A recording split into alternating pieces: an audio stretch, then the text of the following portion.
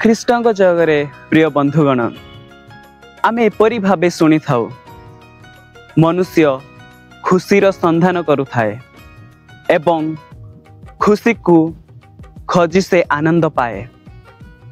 ଏହିପରି ଆଧୁନିକ ଯୁଗରେ ଜଣେ ସାଧୁ ଥିଲେ, ସେ ହେଉଛନ୍ତି ଜର୍ଜ ଫ୍ରାସାତି।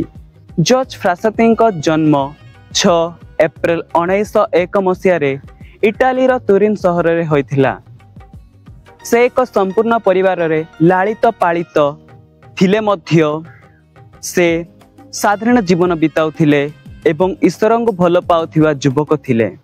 ଛୋଟବେଳୁ ହିଁ ସେ ଦରିଦ୍ର ପୀଡ଼ିତ ସହାୟତାମାନଙ୍କୁ ସାହାଯ୍ୟ କରିବାକୁ ବିଶେଷ ଆଗ୍ରହ ଥିଲେ।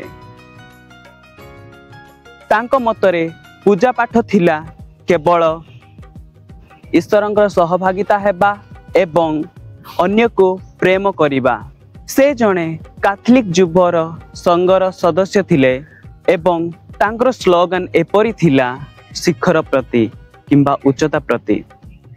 ସେ କହିବାକୁ ଚାହୁଁଥିଲେ ଯେ ମଣିଷ ସଦାବେଳେ ଉତ୍ତମତା ଏବଂ ପବିତ୍ରତାରେ ସର୍ବଦା ଖୋଲା ହୋଇ ରହିବା ଉଚିତ।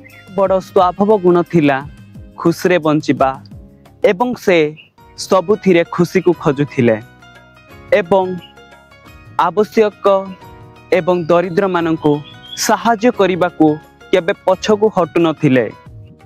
1925 ମସିହା 24 ବର୍ଷ ବୟସରେ ସେ ପୋଲିଓ ରୋଗରେ ଆକ୍ରାନ୍ତ ହୋଇ ମୃତ୍ୟୁବରଣ କଲେ।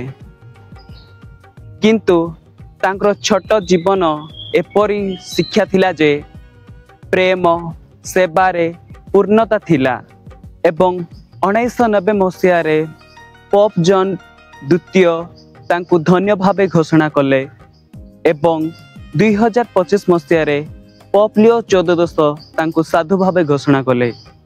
ତାଙ୍କର ସନ୍ଦେଶ ଏପରି ଥିଲା, ପ୍ରିୟ ଯୁବକଗଣ, ଖୁସିକୁ ଖୋଜି ବୁଲ ଏବଂ ଖୁସିର ଅନ୍ୱେଷଣ କର, କାରଣ ସେଇ ଖୁସି ହିଁ ତୁମର ଲକ୍ଷ୍ୟସ୍ଥଳକୁ ପହଞ୍ଚାଇ ପାରିବ।